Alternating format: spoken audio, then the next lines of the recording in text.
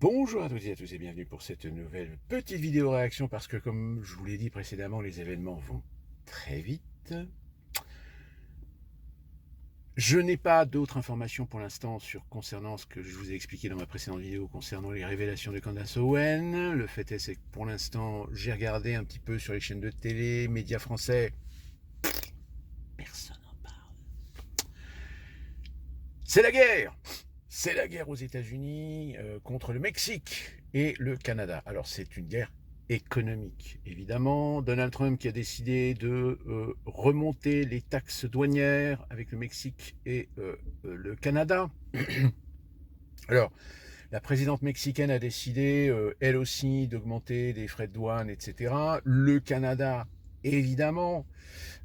Justin Trudeau, qui est sur le départ, a annoncé que lui aussi, il allait finalement remonter certaines taxes douanières avec les États-Unis.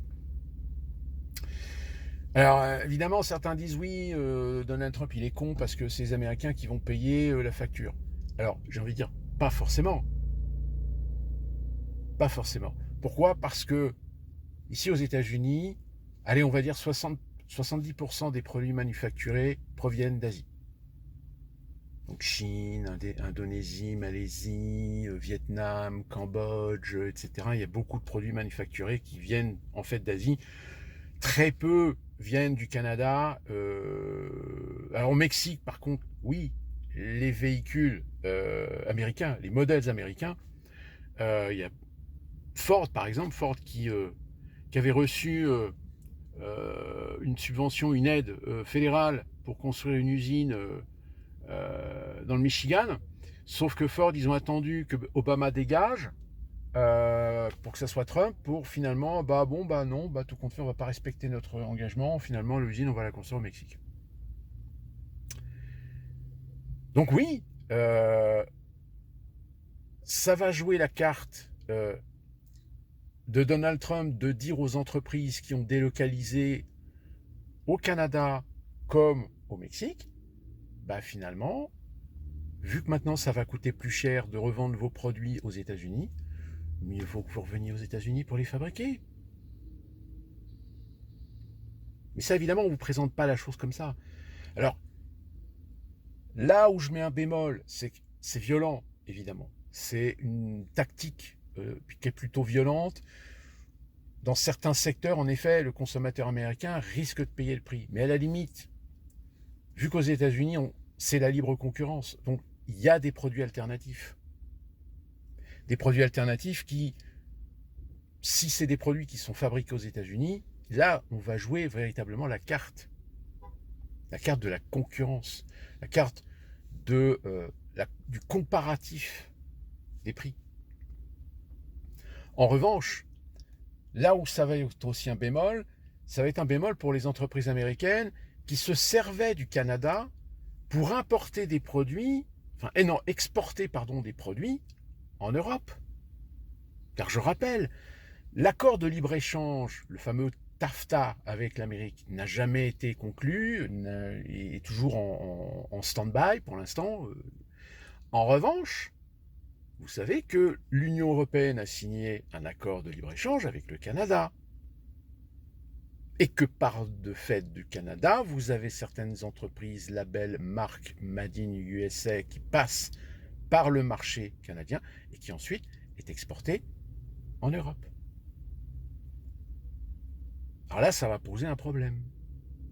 Ça va poser un problème parce que ces entreprises-là, qui s'étaient ouvertes un marché européen, là maintenant, ils vont devoir payer des taxes douanières en passant par le Canada. Ça va être gênant.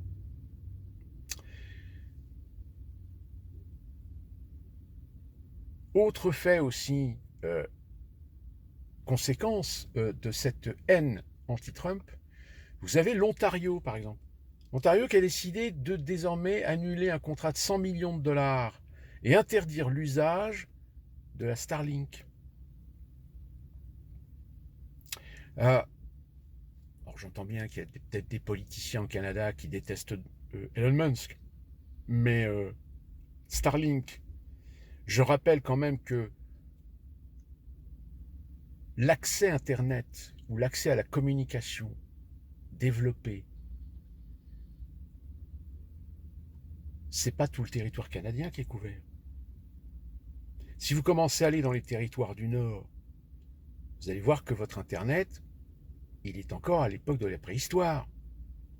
D'où la raison pour laquelle le Starlink de Elon Musk s'est énormément développé dans le Canada et surtout dans les régions éloignées des grands centres urbains. Or, l'Ontario, ils sont gentils, mais tous les gens qui utilisent la Starlink, même ne serait-ce que pour du professionnel, bah, ils sont en train de leur couper le sifflet. C'est-à-dire que la décision est totalement contre-productive. Parce que non seulement tous les gens qui utilisent la Starlink pour leur business bah, vont se retrouver à devoir utiliser un procédé Internet, mais qui a un débit complètement ridicule et qui va ralentir la productivité, qui risque de poser des problèmes de productivité, etc. Ben, c'est idiot. Et c'est ça le problème. Je pense que Donald Trump, même s'il décide des conneries, mais des conneries qu'il décide, il y a des gens qui relèvent tout en étant aussi cons, aussi véhéments dans leur haine.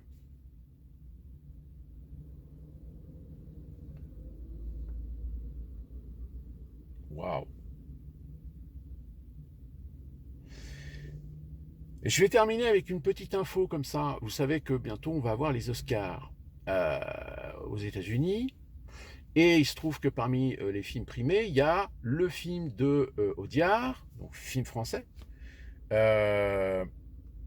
Film français, mais qui a été tourné en espagnol et en anglais, qui est Emilia Pérez.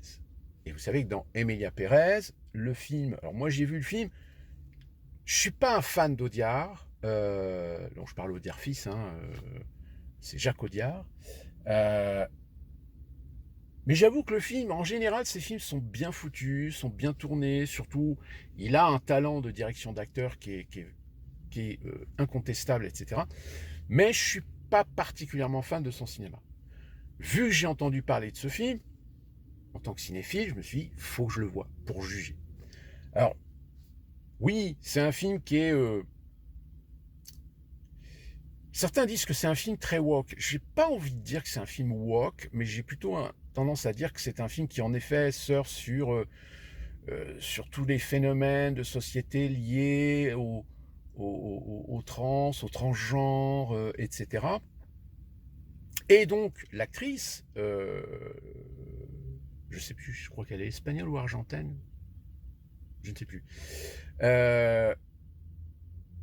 Alors, vous verrez hein, certainement qu'au César, meilleure actrice, je pense que c'est elle qui va recevoir le César. Quoique, alors, aux Oscars, le film a 13 nominations. Je dois admettre quand même que là, cette année, le cinéma français est hyper bien représenté. Il y a pas mal de films qui sont nommés, dont De Substance, par exemple. Sauf que, évidemment, vous savez, aux États-Unis, à Hollywood, vous avez des conservateurs. Et les conservateurs, quand il y a trop de nominations pour des films étrangers, eh ben, on commence à les fouiller. Et il se trouve que c'est une journaliste canadienne qui a retrouvé des tweets de cette actrice transgenre. Et là, c'est en train de tourner aux États-Unis.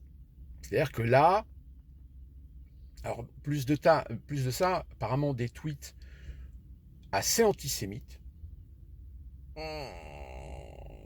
Donc là, si vous voulez, là c'est la merde. Alors on verra si finalement ces fameux tweets qui ressortent, hein, comme quoi vous voyez le danger d'Internet, c'est que s'il y a 10 ans vous avez dit une connerie que vous ne pensez plus aujourd'hui, malheureusement il y a des gens qui vont toujours réussir à retrouver vos tweets et vous les mettre en pleine figure. Donc c'est pour ça, toujours je dis attention, liberté d'expression d'accord, mais soyez prudents, ne dites pas n'importe quoi, n'importe comment sur les réseaux sociaux. Ne montrez pas n'importe quoi sur les réseaux sociaux. Donc là, on va voir hein, ce que ça va donner. Et comme je vous parlais des Césars, pareil, les Césars, alors, je vais vous faire un pronostic. Hein, je pense que meilleure actrice, ça sera donc cette actrice transgenre pour Emilia Pérez. Et meilleur acteur, ça sera Suleiman qui n'est pas acteur, mais qui est un réfugié, je crois, à l'origine, dans un film sur les migrants, qui, évidemment, vante le côté positif des migrants, etc. Donc, alors, je sais que au niveau du milieu culturel parisien, il y a quand même quelques dissonances de gens qui disent oui, mais attention, parce que vous êtes gentil, mais les Césars, si ça commence à être que de l'idéologie, mais le problème, c'est que les Césars, ça fait depuis longtemps que c'est de l'idéologie. Ça fait depuis longtemps que les Césars est un support qui sert des discours idéologiques. Donc ça, malheureusement, voilà, c'est le petit milieu bobo parisien, hein, le milieu artistique du petit cercle cinématographique français, d'art et essai, auteur et compagnie. Parce que quand vous voyez par exemple le film de Artus, le petit truc en plus, qui a quand même été un succès populaire, le film est quasiment boudé. Donc encore une fois, les Césars ne font que confirmer que c'est finalement une cérémonie du cinéma du 7e art, mais de l'élite intellectuelle. Alors que le cinéma c'est populaire. Le cinéma a toujours été le spectacle populaire. Donc si on met à l'écart le populaire pour ne vendre que de l'intellectualisme, de la philosophie, de l'idéologie, du politique, par le biais de cinéma indépendant, d'auteurs, etc., et qu'en plus de ça, ça sert l'idéologie, comme on a d'ailleurs actuellement le fameux film Toute pour une, qui est une... Alors on te dit que c'est pas une adaptation du roman de Dumas, que c'est une inspiration, enfin, non, foutez pas de notre gueule. Je veux dire, vous avez voulu tenter un truc, c'est-à-dire de reprendre des personnages d'Alexandre Dumas, les Trois Mousquetaires, pour les féminiser, mettre des femmes à la place, et puis construire une histoire en effet originale. Bon, vous avez essayé, mais ça n'a pas marché. Je rappelle, hein, le film, première semaine d'exploitation, premier jour de sortie, 8 spectateurs par salle, par séance. Là, ça fait 15 jours que le film est sorti, le film s'est complètement ratamé. Donc là, ils essayent médiatiquement, par des communications, d'essayer de rattraper un petit peu le... Ah, mais encore une fois, ils disent oui, mais si le film n'a pas marché, c'est à cause de l'extrême droite. C'est à cause des fachos. Non, c'est pas à cause des fachos. Même l'un des deux scénaristes qui a fait le film, il admet que le film est pas bon. C'est tout. Voilà. Point barre. Donc voilà ce que je pouvais vous dire jusqu'à présent. Donc vous voyez, c'est tous les jours. Tous les jours, il en sort. Je crois qu'aujourd'hui, il a signé aussi un truc en disant qu'aux États-Unis, on va criminaliser tout propos antisémite. Mais la criminalisation de tout propos antisémite, il y a déjà des lois hein, là-dessus. Mais là, il renforce les lois, mais en visant tous les manifestants, tous les pro-palestiniens des universités américaines. Ou malheureusement, oui, en effet, comme je vous le dis, malheureusement, aux États-Unis, c'est très enfantin, c'est très, voilà, c'est des gamins. Il y a des gamins qui ne savent pas s'arrêter, qui ne savent pas, à un moment donné, être dans la raison gardée et qui finissent par dire des conneries. Enfin, voilà. D'ici là, on se retrouve pour une prochaine vidéo. Je vous tiens au jus. Portez-vous bien, soyez prudents et soyez alertes.